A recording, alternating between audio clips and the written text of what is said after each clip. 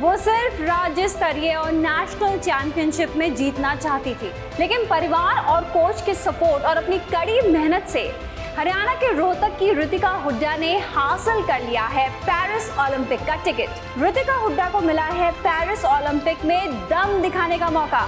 नमस्कार, आपके साथ मैं हूं गुलविश और आप देख रहे हैं ओलंपिक पर हमारी स्पेशल सीरीज केंट आरो प्रेजेंट्स दिखा दो दम।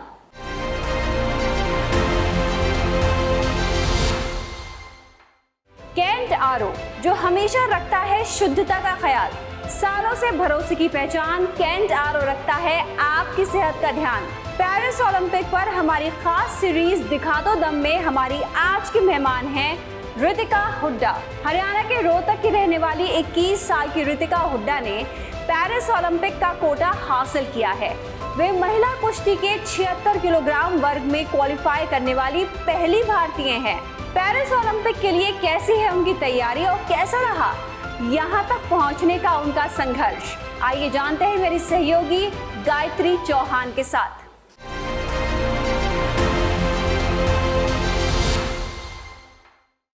केंट से पानी होता है 100% प्योर। केंट आरो प्योरिटी दिखाता भी है। केंट देता है सबसे शुद्ध पानी। पेरिस ओलंपिक तक पहुंचने में ऋतिका की इस कामयाबी के पीछे उनकी सालों की मेहनत है। साथ ही उनकी मां भी इसमें बड़ी भूमिका निभाती है। पिछले महीने ऋतिका हुड्डा ने पेरिस ओलंपिक क्वालिफायर पदक जीता और 76 किलोग्राम वर्ग में ओलंपिक कोटा हासिल करने वाली पहली भारतीय महिला के रूप में इतिहास रचा। तब से ऋतिका हुड्डा पेरिस के लिए कड़ी ट्रेनिंग कर रही है, किसी भी चोट से बचने का प्रयास कर रही हैं और गर्व से भारत का प्रतिनिधित्व करते हुए वैश्विक मंच पर अपना सर्वश्रेष्ठ प्रदर्शन दिखाने के लिए उत्सुक है। जब वे पीछे मुड़कर देखती हैं तो उन्हें याद आता है कि 13 साल की उम्र में उनका ध्यान केवल राज्य और राष्ट्रीय चैंपियनशिप में जीत हासिल करने पर था। उसने कभी सपने में भी ओलंपिक में जाने की कल्पना नहीं की थी। हालांकि जैसे जैसे समय बीतता गया वे अपने खेल में बेहतर होती गई। उसने अंतर्राष्ट्रीय स्तर पर भारत का प्रतिनिधित्व करने, अपने देश के लिए खेलने के लिए विमान में उड़ान भरने और अपनी भारतीय जर्सी पहनकर गर्व से कुश्ती के मैदान में कदम रखने का सपना देखा। आइए एक नजर डालते हैं ऋतिका की अभी तक की उपलब्धियों पर। 2023 Bishkek tournament silver medal, 2023 Asian wrestling championship bronze medal, 2023 Ibrahim Moustafa tournament bronze medal, 2023 world under 23 championship gold medal. Ritika के लिए खेलों में उनका सफर केवल बड़ी ट्रॉफियां या गोल्ड मेडल जीतने तक सीमित नहीं था। वे हमेशा दुनिया के सामने अपनी प्रतिभा दिखाने और कुश्ती में आउटस्टैंडिंग परफॉर्मेंस दिखाने के बारे में सोचती थी। इस कमिटमेंट ने उन्हें कठोर ट्रेनिंग और उनके रास्तों में आने वाली कई चुनौतियों पर काबू पाने के लिए प्रेरित किया। अभी तक की अपनी यात्रा के दौरान कुछ पल ऐसे भी आए जब उनका खुद पर से भरोसा उठ गया, लेकिन जो चीज उन्हें वापस लेकर आई थी वो था उनका मंत्र, जो कि था अच्छा पहलवान बनना है। और इसी मंत्र के बूते पर आज ऋतिका तैयार है अपनी पहलवानी का हुनर दिखाने और पेरिस में तिरंगा लहराने को। तो आइए शुरू करते हैं ऋतिका से बातचीत का सिलसिला। नमस्कार दोस्तों, आपका बहुत बहुत स्वागत है हमारा स्पेशल सीरीज में जिसका नाम है दिखा दो दम। तो मैं हूँ आपके साथ में गायत्री और जैसा कि आप सब जानते ही हैं हमारी ये सीरीज है ऑल अबाउट द एथलीट्स जो ओलंपिक सीरीज में जा रहे हैं इस बार, जो ओलंपिक्स में परफॉर्म करने वाले हैं इस बार 2024 ओलंपिक्स इन पेरिस। तो वही एथलीट्स को हम लोग ढूंढते ढूंढते आज पहुंचे हैं रोहतक हरियाणा और यहाँ पे हमारी मुलाकात हुई है एक बहुत ही कमाल की एथलीट से। इन्होंने अपनी ज़िंदगी में बहुत हार्डशिप्स भी देखी हैं, बहुत परेशानियां भी देखी हैं अपने स्पोर्ट को लेकर। रेसलिंग करती है ये, फ्री स्टाइल रेसलिंग करती हैं ये, एंड इतनी ज़्यादा परेशानियां देखने के बारे में जो मैं आपको बताऊंगी आगे इनके साथ क्या क्या हुआ है, उसके बावजूद इन्होंने गिव अप नहीं किया और आज की डेट में ये फर्स्ट वुमेन रेसलर है under the 76 kgs category to get a quota in Paris Olympics. उसके साथ साथ ही she is the first women to win gold in under 23 world championship. तो अब बिना किसी देरी के हम आपको सीधे लेकर चलते हैं उनके पास और मिलवाते हैं हमारी नई और बहुत ही दमदार रेसलर से। बहुत बहुत स्वागत है आपका ऋतिका जी, कैसी हैं आप? मैं ठीक हूँ। रितिका जी ने हमें अपने बिजी स्केड्यूल में से, क्योंकि वो अभी तैयारियों में जुटी हुई हैं, पूरी ओलंपिक्स की तैयारियों में पूरी डट के लगी हुई हैं, तो उससे उन्होंने थोड़ा सा समय निकाला है हमसे बातचीत करने के लिए। तो चलिए थोड़ी बहुत उनसे बातचीत करते हैं, जानते हैं क्या महसूस कर रही हैं आप अभी आप ओलंपिक्स के लिए जा रही हैं, कैसी फीलिंग है?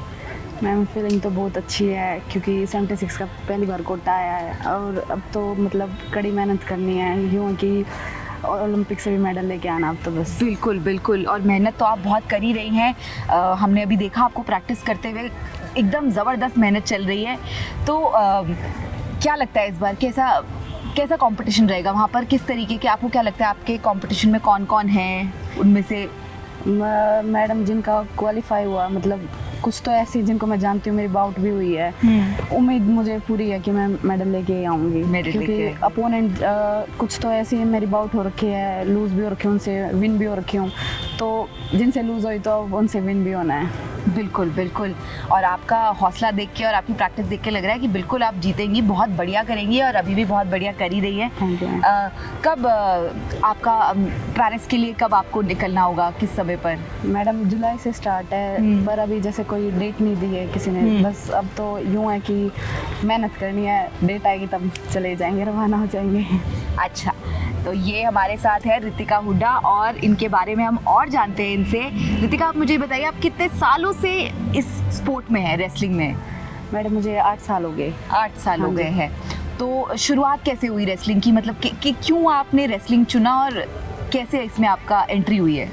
मैडम शुरू से ही गेम का शौक था मुझे, लेकिन पापा, मतलब मैं टीम गेम करती थी हैंडबॉल, पर पापा कहते कि टीम गेम में अगर नाम ही करना है तो टीम गेम मत ले, इंडिविजुअल ले। तो इंडिविजुअल तो पापा बोले कि रेसलिंग कर ले, मैं बोली हाँ। तो मनदीप सर के पास यहाँ छोटूराम स्टेडियम में पापा 2015 में ले आए थे, तब से जर्नी स्टार्ट हुई मेरी।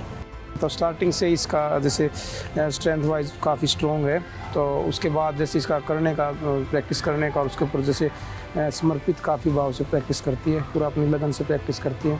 और अभी उसके बाद पहले इसने स्कूल नेशनल में मेडल जीता, उसके बाद फिर सब जूनियर में, फिर एशिया में, फिर जूनियर में, फिर जूनियर एशिया में, वर्ल्ड में मेडल आया। अंडर 23 में अभी पहली लड़की बनी थी अंडर 23 जिसमें वर्ल्ड चैम्पियनशिप में गोल्ड मेडल जीता था। तो काफ़ी लड़कियां यहाँ भी हैं, अच्छी लड़कियां, जिसमें रितिका ने अभी 76 में क्वालिफाई किया। तो हम उम्मीद करते हैं कि देश को ओलंपिक में एक मेडल और देगी रितिका। कैंट देता है 100% प्योर पानी और 4 साल तक फ्री सर्विस। प्योर पानी में मिनरल्स बने रहते हैं। कैंट देता है सबसे शुद्ध पानी। इसके अलावा आप मुझे बताइए कि मतलब आपका बीच में आपके काफ़ी मुश्किल टाइम भी आपने देखा है, जिस समय पे आपने कुछ 1-2 टूर्नामेंट्स आप हार गई थी और उसके बाद आपको ऐसा लगा था कि आप गिव अप कर देंगी, उस समय के बारे में थोड़ा हमें बताइए। मैडम मैं कॉमनवेल्थ की ट्रायल हार गई थी, Asian games senior world championship की ट्रायल आ रही थी जो कि बहुत मेन थी, लेकिन यूँ मतलब मैं हार गई, जिद्दारी तोड़ दी थी मैंने कि अब तो होगा नहीं मुझसे, मैं गेम ही छोड़ना चाहती थी कि मैं नहीं कर रही। मतलब इतनी मेहनत करने के बाद मुझे रिजल्ट नहीं मिला, तो सर हैं, पेरेंट्स हैं और मेरे गाइडेंस हैं, जैसे पार्टनर है, सब ने समझाया कि तू कर लेगी आगे, मतलब ओलंपिक आ रहा है तू, उसमें पक्का सिलेक्शन होगा तेरा। तो यूँ करके बस लगी रही। आप लगी रही और देखिए उसका फल भी मिला है आपको और हमारे पूरे देश को आपका मेहनत काम आ रही है। थोड़ा मुझे अपनी डाइट के बारे में बताइए, किस तरीके की डाइट लेनी होती है एक रेसलर को, आपका क्या रहता है डाइट का? डाइट का तो मैम जैसे सुबह आते टाइम खाली पेट तो करते नहीं, तो केला हुआ या मतलब थोड़ा ड्राई फ्रूट हुआ, ऐसा कुछ लेना होता है। फिर बाद में प्रैक्टिस के बीच में हम BCA वगैरह ले लेते, नारियल पानी, आते प्रोटीन, फिर जैसे ब्रेकफास्ट में दलिया खा लिया और लंच में रोटी सब्जी अपना सैलेड वगैरह खा लिए, फिर प्रैक्टिस पे आके फिर रात को फिर वही शेड्यूल, मतलब जो नॉर्मल देसी डाइट होती है सब वही चलती है। अच्छा, और आपका शेड्यूल कैसा रहता है, मतलब प्रैक्टिस का सुबह कितने बजे से आपका शुरू होता है और शाम को तक कितना चलता है? सुबह मैडम 5:30 से 9 आराम से 9 बज जाते हैं और शाम सुबह को 5:30 बजे? हाँ जी, सुबह अच्छा। 5:30 और शाम को 4:45 से 7:30-8। अच्छा, 2 टाइम प्रैक्टिस होती है आपकी और 2 टाइम में आप? हाँ जी, जैसे दिन में, जैसे बड़े दिन है तो दिन में जिम में भी रिहैब वगैरह हो गया, स्ट्रेंथ की हो गया, ऐसा सब। चलिए बहुत बढ़िया है आपको, मतलब आप बहुत मेहनत कर रही हैं, ये तो दिख ही रहा है। अच्छा, आप इतना अच्छा कर रही हैं, कुछ आप कहना चाहेंगे जो आगे जो बढ़ना चाहती हैं, जो लड़कियां आपकी जैसी जो रेसलिंग में या किसी भी स्पोर्ट में अपना फ्यूचर बनाना चाहती हैं, उनके लिए कुछ कहना चाहेंगी आप? मैडम यूँ ही कि हर एथलीट का ड्रीम होता है लास्ट मतलब ओलंपिक से मेडल लेके आना। बस मैं यूँ ही कहूँगी अगर हार जाओ तो जिदारे मत तोड़ना। मैंने भी तोड़ी थी लेकिन मेरे सपोर्ट में सब खड़े थे तो मेरी तोड़ने दी नहीं दी किसी ने, वरना मैं छोड़ देती। बस यूँ ही कहूँगी कि हार जाओ तो लगे रहना, गिव अप मत करना। जितने अभी आपके जितने भी कॉम्पिटिटर्स हैं उनके बारे में थोड़ा आपको पता होगा, उनके बारे में थोड़ा आप देखती होंगी, उनके भी वीडियोस वगैरह उनके साथ में जिनके साथ में बाउट हुए। तो ऐसा कौन से कंट्री का आपको लगता है कि जिसके साथ में हाँ मतलब थोड़ा सा टफ कंपटीशन है? मैडम जैसे अब तो वर्ल्ड पूरा क्वालिफाई हो गया, हम मतलब 16 है वेट में, तो ज़्यादातर तो तुर्की और जापान। तुर्की और जापान, हाँ जी, वहाँ ये के प्लेयर्स बेस्ट हैं। हाँ, उसकी वो एक्सपीरियंस में भी ज़्यादा है, सीनियर्स हैं सभी। अच्छा। तो उनकी बाउट देखनी है और उन पे काम करना है। जी, आपकी वेट कैटेगरी हाँ में जी, मतलब वो हाँ। आते हैं। अच्छा, आप मतलब ये रेसलिंग में भी होता है, बॉक्सिंग में भी होता है, वेट कैटेगरी होती है।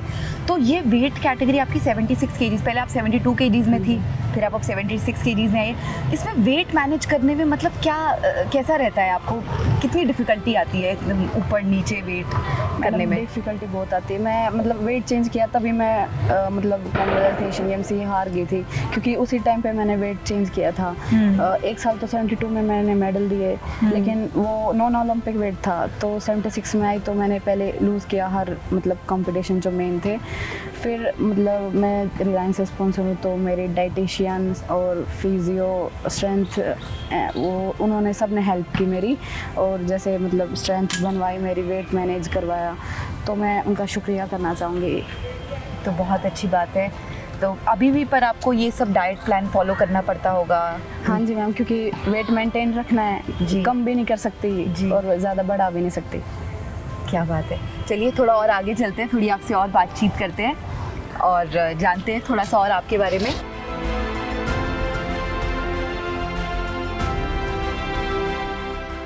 और आप अपने फ्री टाइम में क्या करना पसंद करती है, ये बताइए मुझे। मैडम तो जैसे ओलंपिक पास है, बस फ्री टाइम में सोना पसंद करूँगी। रेस्ट बहुत ज़रूरी सोना है। बहुत इम्पोर्टेंट हाँ है, जितना रेस्ट मिलेगा उतना बॉडी रिकवर करती है, ऐसा हाँ मैंने जी। सुना है। हाँ। मैं स्कूल टाइम पे तो मैंने स्पोर्ट्स करा है, बट अब नहीं इतना है हाँ जी। स्पोर्ट्स में, बट हाँ रिकवरी के लिए नींद बहुत ज़रूरी है। उसके अलावा जैसे अभी तो अब तो ओलंपिक्स आने वाले हैं, उसके अलावा जब आप फ्री टाइम में रहती है तो कुछ कोई आपकी हॉबी हो जो आप शेयर करना चाहें? क्या करना पसंद करती हैं? गाने सुनना? क्या? नहीं, तब से गेम में आई तब से तो हॉबी सब खत्म यही है हॉबी? हाँ, यही हॉबी है। मम्मी पापा को कैसा लगता है जब आपको देखते हैं प्रैक्टिस करते हुए?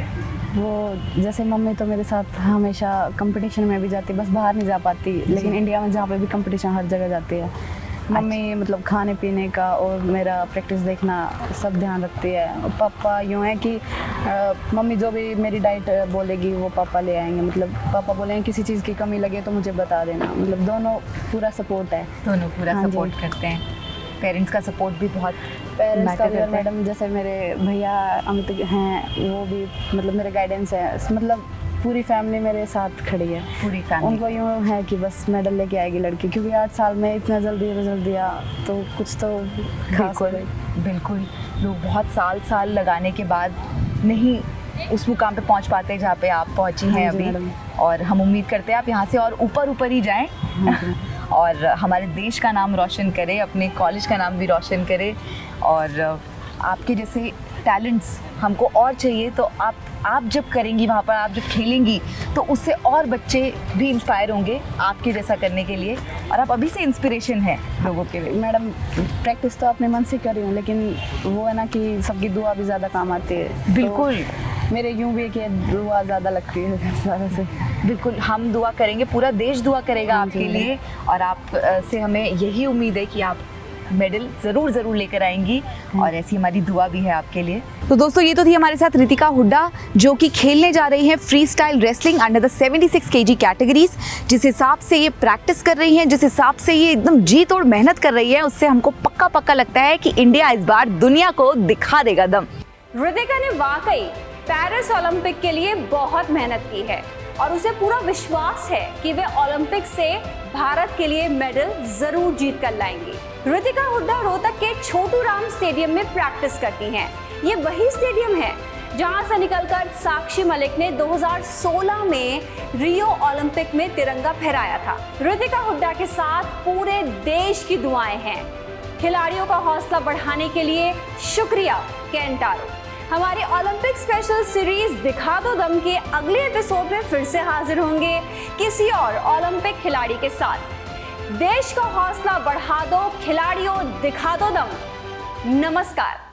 जी हाँ, सिर्फ केंट देता है 4 साल तक फ्री सर्विस। और सर्विस मिले सबसे फास्ट। केंट का सबसे शुद्ध पानी पीते रहें और बेफिक्र रहें।